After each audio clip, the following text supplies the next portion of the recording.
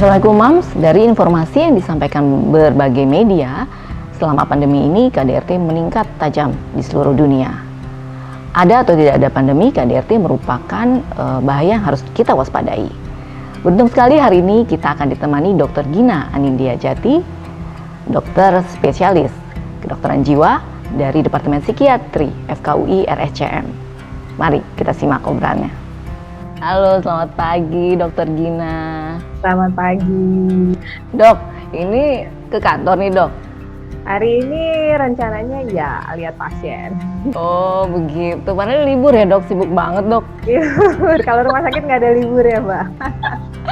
Iya dok, mohon maaf nih, saya minta waktunya sedikit karena kebetulan saya baca di beberapa media akhir-akhir ini terkait masa krisis nih, kan terdampak kemana-mana nih. Salah satunya KDRT dok. Nah, saya pikir ini hal yang sebetulnya nggak enak tapi penting. Ditanya ini dok, terutama kepada ahlinya. Nah, saya langsung nanya aja ya dok ya. Boleh. Sebenarnya kapan sih kita bisa tahu rumah tangga kita tuh bermasalah dok? Kapan kita bisa mengidentifikasi secara mandiri gitu tanpa harus ke marriage counselor misalnya, atau tanya-tanya atau curhat, apalagi ke medsos apalagi gitu ya dok ya. Jadi kapan kita bisa ngeh gitu ya, kapan kita bisa sadar. Betul. Iya, sebenarnya kalau misalnya kita mau tahu kita mengalami sesuatu atau enggak, tentu kan kita perlu paham dulu ya pengertiannya apa sih itu KDRT itu gitu. Jadi mungkin kita agak mundur sedikit balik ke pemahaman terkait dengan KDRT-nya itu sendiri gitu. Karena memang seperti yang tadi disampaikan di awal bahwa KDRT ini masalah yang serius, masalah yang deket banget sama kita sebenarnya, tapi kayaknya semua orang tuh tutup mulut gitu ya, nggak ngomongin itu gitu. Jadi disimpan sendiri, sehingga walaupun kita tahu ini sesuatu yang serius, sesuatu yang mungkin terjadi di sekeliling kita, tapi nggak banyak dari kita yang benar-benar tahu ini kejadian atau enggak gitu. Dan lagi mungkin tadi orang belum terlalu paham sebenarnya KDRT itu apa gitu. Jadi kalau kita boleh meluruskan sedikit, KDRT atau kekerasan dalam rumah tangga adalah kekerasan yang dilakukan dalam lingkup keluarga gitu. Jadi lingkupnya, cakupannya itu masih keluarga, dan ini termasuk juga kekerasan terhadap anak. Jadi yang namanya KDRT itu nggak terbatas antara pasangan gitu ya, misalnya suami ke istri atau sebaliknya istri ke suami, tapi juga dari orang tua ke anak gitu. Memang istilah KDRT ini sering digunakan bergantian dengan kalau bahasa Inggrisnya intimate partner violence, kekerasan oleh pasangan. Karena kalau di luar negeri pasangan ini kan banyak yang nggak dalam bentuk keluarga resmi gitu ya, jadi partner aja gitu, pasangan aja. Sementara kalau di Indonesia sebenarnya ada keluarga yang memang tercatat punya surat-surat administratif, tapi kan ada juga pernikahan yang terjadi secara agama aja gitu. Nah ini sebenarnya pada kelompok yang ini pun kalau ada kekerasan antara suami ke istri, istri ke suami, atau orang tua ke anak, itu juga disebut sebagai KDRT. Nah, tadi kita udah tahu lingkupnya keluarga. Kemudian yang kita perlu tahu juga adalah bentuknya gitu. Kalau kita dibayangkan kan KDRT tuh kayaknya fisik gitu ya. Kalau kita baru tahu itu ada KDRT kalau misalnya itu sesuatu yang fisik. Jadi sebenarnya KDRT tuh lebih luas dari itu bentuknya. Jadi dia ada kekerasan fisik, ada kekerasan seksual, ada stalking, jadi diintai gitu ya, pasangannya diintai atau anaknya diintai, dan ada yang disebut psychological aggression atau agresi psikologis. Misalnya cenderung memaksa gitu ya, mengeksploitasi, membuat merasa bersalah gitu. Itu hal-hal yang termasuk dalam bentuk kekerasan dalam rumah tangga.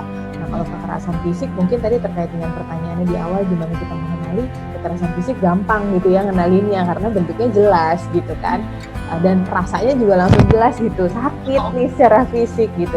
Sakitnya tuh di sini gitu ya dok ya. Sakitnya di badan gitu kan, terasa. Tapi kalau kayak stalking yang kita handphonenya tuh kayak WA-nya diduplikat gitu kan, terus tracking di handphonenya tuh di-on-in terus GPS-nya, jadi pasangan kita selalu tahu kita ada di mana, dan itu di luar kesepakatan ya gitu, artinya yang satu melakukan tanpa persetujuan dari yang lain. Jadi yang kayak di sinetron itu benar adanya ya, bener, Dok, ya? bener adanya gitu. Ya, terus agresi psikologis juga kan agak sulit ya menilainya, karena belum tentu kita ngerasa gitu bahwa kita tuh dilakukan itu, walaupun sih sebenarnya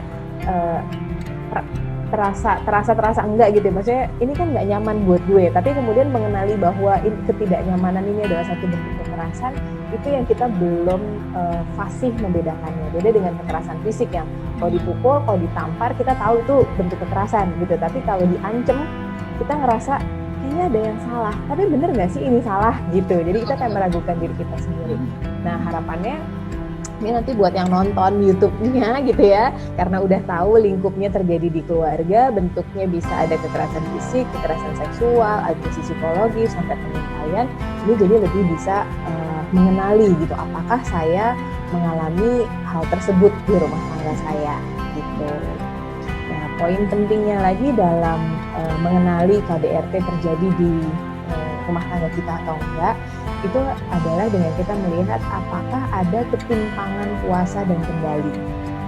Apakah kita sebagai pasangan, apakah kita sebagai orang tua punya gap yang jauh gitu antara kuasa dan kendali yang kita punya dengan yang orang lain punya di dalam keluarga tersebut. Kalau misalnya kita sangat tergantung dengan pasangan kita, atau sebaliknya pasangan yang sangat tergantung sama kita gitu ya, sehingga saya harus nurut aja nih, karena kalau saya nggak nurut nanti begini, kalau saya nggak nurut nanti begitu gitu ya, itu mulai perlu berhati-hati sebenarnya, melihat kok saya nggak bisa ya memutuskan sesuatu untuk diri saya sendiri, bahkan untuk hal-hal yang mudah misalnya. Jadi ada ketimpangan kuasa, ketimpangan kendali dengan bentuk-bentuk kekerasan seperti tadi terjadi dalam lingkup keluarga. Nah itulah kita tahu bahwa kita baik. Dokter Gina, tadi Dokter Gina sempat menyampaikan bahwa KDRT itu adalah sesuatu kekerasan yang terjadi di dalam anggota keluarga begitu ya. Yang saya tahu nih Dok, kebanyakan kan didominasi oleh suami ke istri. Gitu ya, biasanya nih dalam film-film juga begitu ya. Iya. Itu bisa juga dari istri ke suami ya, Dok? Bisa juga terjadi dari istri ke suami gitu. Jadi kan sekarang juga modelnya banyak gitu. Keluarga itu kan modelnya banyak. Ada yang suaminya pegang kuasa dan mengendalikan penuh jalannya keluarga. Tapi ada juga istri yang kemudian memegang posisi itu gitu. Nah ini kalau yang terjadi sih sebenarnya biasanya kalau yang laki-laki ke yang perempuan itu banyak di kekerasan fisiknya.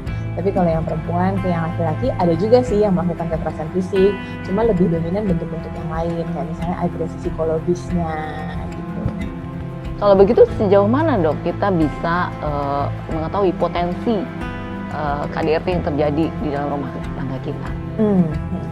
Kalau terkait dengan potensi, seberapa jauh potensi itu, kita melihatnya dari pola-pola perilaku yang sehari-hari gitu. Karena yang paling bisa kita cermati adalah adanya ketimpangan kuasa dan kendali tadi gitu. Kayak paling gampang deh mengambil keputusan. Suami istri itu kan sebenarnya dalam posisi yang bisa kita bilang setara gitu ya. Semuanya bisa punya pendapat. Nah untuk memutuskannya itu dibicarakan kedua belah pihak dan keputusan itu dilakukan tanpa adanya rasa terpaksa. Nah itu yang kita bilang setara gitu. Tapi kalau misalnya keputusan ini diambil oleh salah satu pihak dan pihak yang lain tidak dia merasa terpaksa untuk mengikuti itu, terpaksanya bukan dalam berarti terpaksanya itu yang terpaksa di bawah ancaman. Kalau kita nggak nurutin itu, maka kita merasa tidak aman. Kayak, nanti kalau gue nggak nurut, gue nggak akan dikasih uang belanja misalnya. Kalau saya nggak nurut, misalnya katakanlah ini terjadi pada suami gitu ya. Kalau saya nggak nurut, nanti istri saya nggak kasih saya jatah uang mingguan misalnya. Karena meskipun suami yang bekerja, tapi uangnya semua diatur oleh istri misalnya gitu. Atau sebaliknya, tadi misalnya perempuan, dia kalau merasa nggak nurut sama suaminya, nanti dia takut ditinggalin lah, dia takut nanti nggak dikasih uang belanja, takut dimarah-marahin terus kayak gitu. Jadi keputusan-keputusan sederhana yang sifatnya sehari-hari, kalau dalam proses pengambilannya sudah membuat kita tidak nyaman, kita perlu hati-hati, jangan-jangan ada potensi ini ke arah yang lain gitu. Oke. Nah, Dok, biasanya di rumah nih, bila terjadi KDRT tapi di rumah lagi ada anak-anak. Nah, itu gimana tuh? Dok, anak-anak kan menyaksikan terus ya bisa jadi membuat trauma juga terhadap mereka. Itu bagaimana, Dok? Benar. Apalagi kalau di masa kayak sekarang ini ya, dimana kan kita disuruh di rumah aja nih gitu kan, physical distancing, ada pembatasan aktivitas di luar rumah gitu. Jadi semua kegiatan yang tadinya kita bisa lakukan itu di luar, sekarang semuanya mesti dilakukan di rumah. Termasuk juga anak belajarnya dari rumah gitu kan. Jadi rumah yang tadinya kita anggap tempat istirahat, sekarang jadi kayak tempat yang isinya stresor gitu kan ya. Ketemunya lo lagi, kerjaan kerjain di rumah, terus masih ngasuh anak juga, sementara urusan rumah juga banyak gitu kan. Jadi semuanya bisa overwhelm gitu. Nah, situasi seperti ini juga cenderung meningkatkan risiko untuk terjadinya kekerasan di rumah sebenarnya. Ya, kalau apalagi tadi dalam situasi seperti sekarang kayaknya keluar dari rumah tuh nggak aman, jadi kalau terjadi kekerasan kan anak bisa banget ya jadi saksi gitu dalam kejadian kekerasan. Maka sebenarnya ada beberapa hal yang kita perlu lakukan kalau misalnya kita punya anak. Yang pertama, yang paling penting adalah kita bikin safety plan bareng sama anak-anak gitu. Kalau misalnya anaknya masih terlalu kecil, ya kita yang buat safety plan-nya untuk si anak gitu ya. Jadi safety plan untuk kita dan untuk anak kita, tapi ada skill-skill yang kita ajarkan sesuai dengan usianya gitu. Jadi kayak misalnya kita ajarkan anak ajarkan anak untuk stay safe. Stay safe misalnya kalau kita lagi bertengkar dengan pasangan gitu ya, terus kemudian ada kemungkinan terjadi kekerasan. Kalau namanya orang marah kan emosi nggak bisa dikontrol tuh ya. Mungkin ngomongnya jadi intonasinya naik, terus kata-kata yang kurang sopan yang keluar gitu kan. Kadang-kadang mungkin fisik juga bisa main gitu. Nah, ini kita perlu ajarkan pada anak bahwa ketika suasana sedang memanas pada orang tua, maka anak tidak perlu berusaha membantu. Karena kalau anak jump in ke pertikaian yang sedang terjadi, resiko untuk eskalasi pertikaian tersebut akan semakin besar gitu. Jadi dan ini khawatirnya malah anak ikut jadi korban gitu. Jadi ketika misalnya orang tua bertengkar, kita tentu ngajarinnya sebelum terjadi pertengkaran gitu ya. Kan kita tahu nih di dalam rumah tangga situasinya seperti apa, hubungannya harmonis atau enggak. Nah, itu yang kita ajarkan pada anak. Pokoknya kalau misalnya ibu sama bapak lagi bicara, kamu tunggu aja di kamarmu misalnya gitu. Tunggu aja di tempat yang aman. Jadi tentukan tempat yang aman juga buat anak. Dan bilang kalaupun misalnya tadi kan tempatnya aman, usahakan nggak pergi ke dapur, karena di dapur tuh kan banyak benda-benda yang bisa dipakai untuk melakukan kekerasan ya, ada benda tajam, ada benda berat juga gitu kan. Jadi akan beresiko bagi si anak kalau kemudian dia stay-nya tuh di dapur. Lebih baik buat dia stay-nya ada di kamarnya dia gitu, atau di tempat lain di bagian rumah yang lebih aman. Yang berikutnya adalah mengajarkan anak caranya pakai telepon. Jadi ini udah ada 3 nih ya buat anak ya, kita bikin kita minta dia untuk nggak ikut pada saat orang tua bertengkar, kemudian stay-nya di tempat yang aman, hindari dapur. Yang ketiga, ajarin cara pakai telepon dan siapa yang perlu dihubungi lewat telepon tersebut gitu. Terus kalau bisa pada saat bicara dengan anak, gunakan kode. Jadi pasangan nggak gampang mengenali bahwa itu adalah kode bahaya dari kita ke anak gitu. Nah, tentunya kan kalau pakai kode ini harus latihan gitu ya, jangan-jangan nanti pas lagi itu nggak ingat gitu kan, ini maksudnya apa gitu. Jadi mesti dibiasain. Dan ketika kita mengajarkan pada anak pun, kita tidak mengatakan bahwa ini nanti kalau mama dan papa bertengkar misalnya, atau bapak dan ibu ada lagi berantem, kamu ngomong gini ya, atau mama akan ucapkan ini nanti kamu begini gitu. Enggak. Tapi kita sampaikannya bahwa kalau ada keadaan darurat di rumah gitu ya, kalau ada keadaan darurat di rumah, maka saya akan mengatakan ini gitu. Nanti kalau saya udah ngomong gini, tolong kamu melakukan misalnya telepon gitu tadi. Jadi ini perlu dilatih dan perlu dibiasakan. Yang kelima adalah kita menyiapkan tas yang berisi barang-barang penting, jadi dokumen-dokumen, terutama dokumen si anak gitu. Karena belajar dari pengalaman yang sering terjadi adalah memutuskan keluar dari rumah tanpa bawa apa-apa, nggak ada bekal apa-apa gitu, termasuk juga surat-surat. Padahal kan surat-surat ini sesuatu yang penting ya gitu. Kalau misalnya kita mau pindah domisili misalnya gitu kan, untuk ngurus sekolah anak dan lain sebagainya, itu kan perlu surat-surat. Kalau misalnya nggak ada surat ya susah juga gitu. Dan ini kan bisa jadi sandera gitu ya oleh pasangan kita gitu. Jadi pastikan bahwa dokumen-dokumen penting itu udah disiapkan, kemudian ada beberapa set lah baju ganti yang bisa gampang dibawa gitu.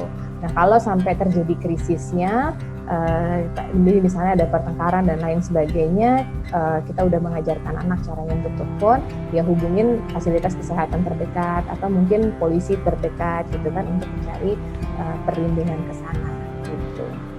Dok, apabila kita sudah kadung begitu jadi korban, apa yang harus kita lakukan? Kalau misalnya kita memang sudah terlanjur jadi korban gitu ya, memang bukan hal yang mudah untuk keluar dari siklus KDRT ini gitu. Kalau misalnya tadi kita berada di dalam satu hubungan yang tidak aman, memang penting bagi kita untuk mengenali bahwa kita tuh nggak aman ada di sini gitu. Itu dulu. Dan yang kedua adalah kita berusaha untuk mencari bantuan. Gitu. Kalau kita selalu dibayang-bayangi oleh rasa takut, kemudian dibayang-bayangi dengan keyakinan bahwa kita itu pantas mendapatkan ini gitu ya, dan ini yang cukup sering kita temukan di setting klinis gitu, bahwa kayaknya emang udah nasib saya nih dok kayak gini gitu. Itu yang membuatnya jadi challenging untuk keluar dari situasi tersebut. Tapi sebenarnya kalau dipikir-pikir, yang namanya jadi korban itu kan pasti perasaannya nggak aman ya, pasti rasanya gelisah, rasanya cemas. Jadi sebenarnya kita juga tahu bahwa ini bukan situasi yang baik buat saya gitu. Cuman kita belum punya cukup keberanian untuk keluar dari situ. Maka yang bisa kita lakukan adalah memetakan sebenarnya bantuan itu ada apa enggak sih, kalau ada di mana, dan siapa yang kita bisa raih gitu. Jadi kalau kita udah punya identifikasi mana-mana aja yang kiranya bisa membantu kita mulai kontak mereka satu persatu, dan kita buat safety plan juga untuk diri kita sendiri gitu. Langkah terpenting untuk keluar dari siklus KDRT ini adalah get help, reach out. Nah, dok, apabila itu kalau kita jadi korban, tapi apabila kita menjadi saksi sebuah peristiwa KDRT, nah itu tetangga atau happen to be berada di satu lingkungan yang terjadi KDRT, apa yang bisa kita bantu, kita lakukan? Nah ini satu hal yang juga sangat krusial ya, terutama dalam situasi seperti sekarang di mana kontak keluar tuh memang tadi terbatas gitu, kita nggak bisa keluar banyak-banyak. Dan masalah KDRT ini adalah masalah yang fenomena gunung es gitu, nggak kelihatan di luar kayaknya baik-baik aja gitu kan. Kalau misalnya arisan atau kita ketemu gitu kan, kalau ditanya nggak ada yang ngaku bahwa dia adalah korban KDRT gitu ya. Jadi pasti semua kalau ditanya bilangnya baik-baik aja gitu, nggak ada masalah, nggak ada oh ya biasa lah, namanya suami istri berantem, namanya keluarga ribut dan segala macam. Kita sebagai tetangga kita perlu memastikan sebenarnya, kalau kita punya teman, kita punya tetangga, kita perlu memastikan kondisinya. Kita kan jadi orang punya itu ya, sensitivitas gitu ya, kayaknya ada yang beda deh sama orang ini, apalagi kalau kita cukup kenal gitu, kayaknya ada sesuatu yang lain deh sama orang ini gitu, entah cara matanya misalnya, atau raut wajahnya, atau mungkin secara fisik ada yang berbeda gitu, kayak menahan sakit. Itu sesuatu yang sebenarnya kita bisa tanyakan. Kalau memang kita kebetulan pas bertemu tatap muka, ya kita tanya gitu. Tentunya juga caranya kita bertanya juga perlu diperhatikan ya. Ya jangan kepo gitu ya dok. Kayak enak juga kayak gimana nih gitu jawabnya gitu. Tapi kelihatannya ada sesuatu yang beda deh sama lo hari ini gitu kan. Gimana keadaan lo akhir-akhir ini? Ini lebih enak kalau kita tanya keadaan akhir-akhir ini seperti apa gitu ya. Kalau misalnya kita lagi nggak bisa bertemu langsung dengan situasi seperti sekarang, tapi kita curiga ini rumah sebelah tuh suka ada ribut-ribut gimana gitu deh. Coba deh kita kontak, kita telepon. Kan sekarang jarang nih ya kita yang kenal-kenal tetangga tuh pakai ada handphone sih, ada WA sih, tapi kayaknya kita kontaknya main jauh-jauh gitu ya, tetangga-tetangga sebelah kita nggak tahu gitu kan. Nah kalau misalnya itu sempat coba deh kita kontak dan kalau misalnya bisa dan memungkinkan coba teleponnya itu pakai video call. Jadi kan kita bisa lihat fisiknya gimana gitu ya. Ada yang perlu perhatian khusus atau enggak gitu. Terus kalau misalnya memang kita percaya maksudnya kita tahu bahwa orang ini cukup percaya sama kita bisa mengembangkan relasi yang makin kuat gitu. Dan kadang-kadang gini, kalau kita lagi jadi korban KDRT, kita nggak punya pikiran tuh bahwa harusnya gue bisa loh minta tolong sama dia gitu. Nah, justru ini kita sebagai teman datang membawakan ide pertolongan itu gitu. Jadi misalnya kita lo kalau misalnya ada apa-apa lo kontak gue aja, bikin kode lagi nih sama kayak waktu sama si anak gitu kan. Sama anak ada kodenya, sama kita juga ada kodenya, apa kodenya gitu. Nah kalau dalam kondisi yang akut misalnya kita tahu banget mereka lagi ribut gitu ya, lagi pokoknya tindakan kekerasan itu lagi terjadi, sama seperti anak tadi, kita sebagai penolong tidak diharapkan datang langsung ke situasi itu. Tapi kita telepon pihak yang berwenang gitu. Jadi misalnya teman kita ngontak nih, dia WA gitu kan, atau dia emergency call ke kita. Wah, kita tahu nih ada sesuatu yang terjadi sama dia. Kita kontak polisi atau kita kontak puskesmas gitu, atau siapapun yang bisa bantu gitu. Tapi kita nggak datang ke situ sendirian. Kenapa? Karena kalau kita datang ke situ, kita akan juga dianggap sebagai dalam tanda kutip musuh gitu kan oleh si pasangan yang melakukan kekerasan ini. Dan itu akan meningkatkan intensitas dari kekerasan yang sedang terjadi. Nggak aman juga buat kita untuk menolong, dan nggak aman tentu buat si pasangan yang menjadi korban. Jadi yang paling baik adalah ketika kita mendapatkan kode gitu dari teman kita atau dari tetangga kita kontak pihak lain yang berwenang, mereka datang, baru kemudian kita juga ikut datang, sehingga yang berwenang ini akan mengamankan situasinya, kita bisa menyamankan si teman kita atau anggota keluarga kita atau mungkin tetangga itu kita tadi gitu. Nah, satu lagi yang kita bisa lakukan adalah menyimpan dokumentasi. Jadi kalau misalnya tadi kita video call atau misalnya teman kita ngirim gitu kan gambar, karena kan yang sering terjadi adalah korban-korban kekerasan ini aksesnya ke alat komunikasi juga dibatasin tuh ya Mbak ya. Handphonenya nggak boleh pegang handphone, atau handphonenya dicekin terus gitu kan sama pasangannya kayak gitu. Jadi mereka sendiri kan susah untuk punya dokumentasi kayak gitu. Nah kita bisa bantu dengan kalau kita dapat informasi itu kita keep tuh infonya gitu, sehingga sewaktu-waktu ini mau diproses baik ke tenaga kesehatan atau mau ke hukum gitu, itu nanti akan bisa ada buktinya gitu. Jadi nggak cuma berdasarkan omongan-omongan aja. Nah yang terakhir, jadi kan yang pertama kontak, terus kita hubungin orang yang berwenang, kita bantu dokumentasi. Yang ketiga, yang keempat, kita bantu dengan logistik memang. Kalau misalnya rumah kita rasanya cukup safe, kita nggak punya anak kecil, yang kecil banget, atau nggak punya lansia gitu ya, kita bisa misalnya menyediakan, oke lo sementara di rumah gue deh, apa gitu, tinggal bareng gitu kan, atau bantuan finansial kalau kita juga berkecukupan gitu. Yang jelas memastikan si teman kita atau anggota keluarga kita ini juga bisa tetap makan, punya tempat tinggal, atau seminimal-minimalnya kita misalnya nggak bisa kasih yang sifatnya logistik itu, ada tempat untuk cerita. Nah dok, dari cerita-cerita dokter tadi, saya jadi ingat beberapa waktu yang lalu saya punya teman curhat gitu bahwa dia bermasalah dan sampai ada satu tindakan kekerasan fisik begitu. Tetapi bolak-balik gitu dia curhat, dia rasanya tidak bisa gitu meninggalkan pasangannya gitu. Jadi kan kadang-kadang kita curhatnya jadi sebel juga ya gitu. Antara mau menolong tapi ini gimana gitu kan, bingung. Nah sebenarnya tindakan kekerasan itu bisa dihentikan nggak sih dok? Seperti yang tadi kita udah bahas juga Mbak Evin ya, bahwa keluar dari lingkaran KDRT itu nggak mudah, benar-benar nggak mudah Mbak. Kayak ada orang-orang yang merasa bahwa kayak saya tuh udah ditakdirkan untuk ini gitu. Jadi kalau misalnya saya mau keluar dari sini, saya akan jatuh lagi ke yang sama gitu, atau udah ada keyakinan bahwa saya nggak akan bisa keluar dari sini. Bukannya nggak mau loh ya, tapi saya nggak bisa keluar dari sini gitu. Sehingga memang perjalanannya akan panjang gitu untuk keluar dari siklus KDRT ini. Bukannya nggak bisa, sebenarnya bisa, tapi memang butuh usaha yang lumayan besar gitu, dan nggak bisa sendirian karena tadi kan kita lihat butuh support dari banyak orang gitu, butuh lingkungan sekitarnya, butuh pihak yang berwenang juga, ada petugas kesehatan juga di situ.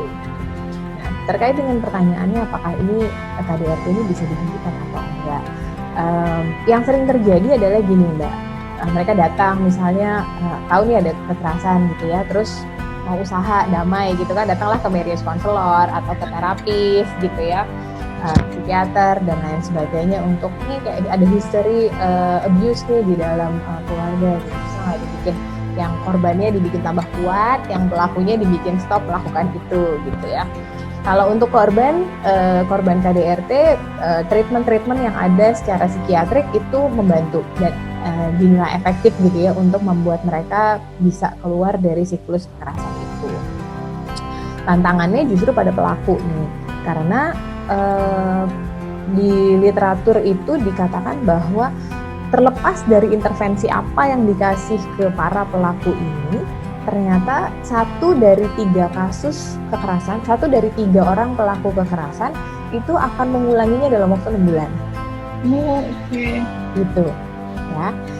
Terus intervensinya ada macam-macam, ada psikoedukasi, ada kayak mengajarkan bahwa hubungan pasangan itu yang baik itu yang seperti apa, kemudian ada terapi kognitif perilaku juga untuk memperbaiki pola pikir yang tidak rasional gitu kan. Tapi ternyata udah dikasih treatment itu, udah dikasih intervensi itu aja tetap berulang gitu. Nah ini juga yang mungkin perlu kita camkan nih ya kayaknya ya Mbak Evin ya, bahwa kita boleh mengusahakan itu gitu, karena toh tadi 1 dari 3 yang akan ngulangin dalam 6 bulan, berarti kan 2 lagi nggak ngulangin gitu ya, masih ada harapan sih sebenarnya gitu. Tapi lihat-lihat juga gitu kan, punya harapan tuh kan juga harus rasional ya gitu, kita perlu mengelola nih harapan ini. Kalau memang kelihatannya tidak akan berubah, ya kenapa nggak kita sebagai korban yang memutuskan untuk keluar dari itu gitu, untuk memutuskan keluar dari lingkaran KDRT itu gitu. Nah, betul. Kansnya memang nggak besar untuk terjadi perubahan perilaku dari si pelaku sampai dia berhenti melakukan kekerasan. Dok, pada satu titik nih tindakan KDRT-nya udah kebangetan banget karena sudah bisa dibilang sudah melanggar hukum seperti itu ya, udah harus dihentikan. Kemana kita harus melapor? Ke medis kah? Ke lembaga bantuan hukum kah? Atau ke polisi kah? Pak RT kah? Kemana dok? Kalau ditanya mestinya lapor kemana aja boleh Mbak jawabannya. Oke. Karena yang penting tadi kalau kita ingat di atas gitu ya, mau kita yang jadi korban atau kita juga ada anak yang kemudian menjadi korban, yang penting adalah reach out, get for help-nya dulu gitu. Mana aja boleh lah gitu. Yang penting orangnya itu trustworthy, bisa dipercaya gitu kan. Nah kita kan perlu hati-hati juga nih, karena kita udah saking bingungnya terus cari bantuannya kemana-mana, ternyata orangnya nggak bisa dipercaya, nggak bisa dipegang gitu. Kondisi kita bukannya tambah oke malah tambah turun gitu. Jadi yang penting adalah kita tahu pihak-pihak mana yang bisa dipercaya.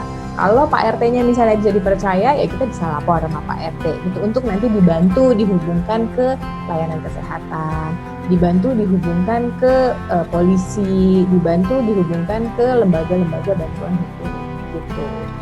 Sebenarnya Mbak di tingkat puskesmas itu juga ada layanan gitu ya, namanya KTPA gitu. Jadi ini adalah poliklinik atau layanan yang mengatasi masalah kekerasan terhadap perempuan dan anak. Memang terhadap perempuan dan anak. Kalau laki-laki saya nggak tahu dia bisa lapor ke situ apa enggak ya gitu.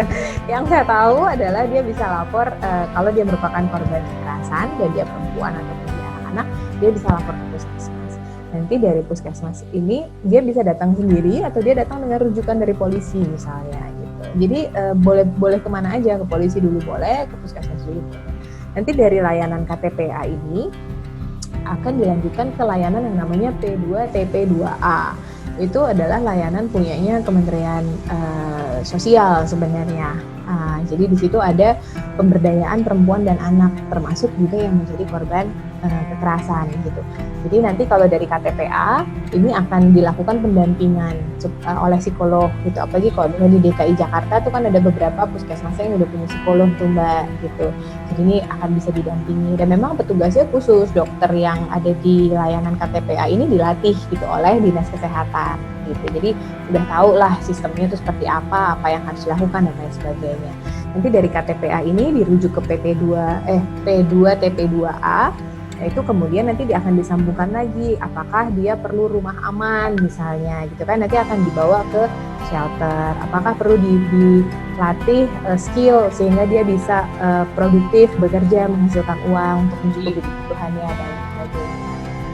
Karena kan tadi yang banyak bikin orang takut adalah sebenarnya ketika keluar dari rumah tangga itu nanti saya hidupnya gimana, saya tinggalnya di mana, saya makannya gimana gitu kan, takut nggak bisa mencukupi kebutuhannya. Sehingga kalau disambungkan dengan P2TP2A ini, ya insya Allah ada penyalurannya lah gitu.